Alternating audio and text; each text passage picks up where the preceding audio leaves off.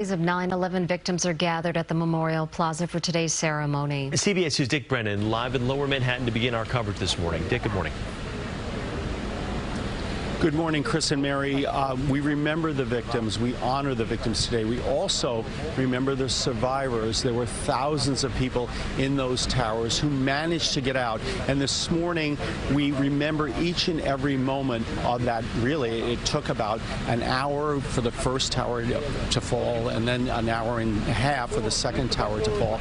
But so many people really fighting for their lives in those towers. Vinny Borst was one of them. He was on the 82nd floor of the North Tower. He managed to get out, and this morning he tells his story. Let's listen.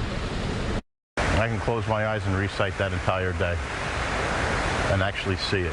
It all comes back to Vinny Borst, each moment playing like a horror movie in his head. It's something that lives with me. It's good or bad, but it's there. So, I mean, I definitely never forget. Borst was an MTA project manager on the 82nd floor of the North Tower at 8:46 a.m. on September 11, 2001. And then all of a sudden there was a large explosion. The building started to sway back and forth, enough where I had to grab a hold of myself and regain my footing. The building finally settled down, but as I looked up, I saw the debris coming down. Borst immediately scrambled to find a way out and the way down, but there would be many obstacles along the way. It was like a scene out of Towering Inferno where you come out and you're in the corridor and there's flames all over the place. At 9:03, a second plane hit the South Tower of the World Trade Center. At 9:37, American Airlines Flight 77 crashed into the Pentagon. And at 9:59, Vinny Borst, who had just made his way down 82 floors of the North Tower and had taken more than an hour and 10 minutes to do it, faced the South Tower coming down around him.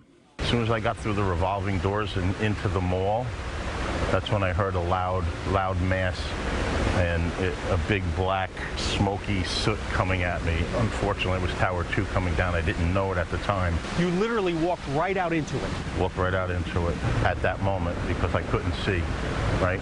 The eyes open and closed, it was the same.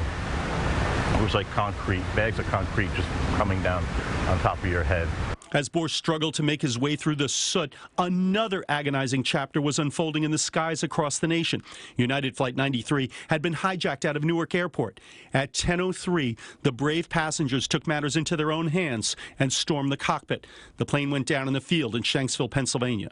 For Vinny Borst, there was one more horror to endure. At 10:28, he was staring at the still standing and still burning North Tower when the unthinkable happened again. That's when Tower 1 began to implode, really. Right in front of me. Right in front of me. And then I ran. My body was shaking. I've never been that scared in my life. They tell you when you close your eyes and you think you're going to die, your life passes. It did. It passed. And I pulled it like that Incredible Hulk thing. I got rid of the fear and I turned it to anger, so I had the strength to get out. It was not easy. It was not. That day, the FDNY lost 343 members, the NYPD 23 police officers, and 37 members of the Port Authority Police died. 21 years later, Vinny Borst still grieves for the people he lost. And my closest friend, Eddie Strauss, we mourned and we swore we would never forget, whether it was here or in Pennsylvania or in D.C., an attack like that on our soil and our innocent people just dying, and it's just heartbreaking. Never forget. Never forget. The phrase never forget, we hear it so often. It almost becomes a cliche, but it matters so much for those of us who remember 21 years ago. You have the feeling when you talk to people who are at the memorial, seeing some of them already gathering. We're only a half hour away from the ceremony. They come every year and people say, why does it matter to come every year? Well, for some, it's to connect with their loved one. For others, it's to remember what happened to this city, and some people just say it's a ritual that matters. It's a ritual that makes them feel better about themselves, about New York City. We remember what we went through at that time, how difficult it was, and yet we came through, and there's a majesty about this memorial. It's beautiful, it's touching, it makes everyone feel the profundity of what happened, but also it somehow consoles. As one woman said to me this morning, it's a consolation I can't really describe. We're live at the 9/11 Memorial. Back to you, Mary and Chris. Dick Brennan. Dick, thank you very much.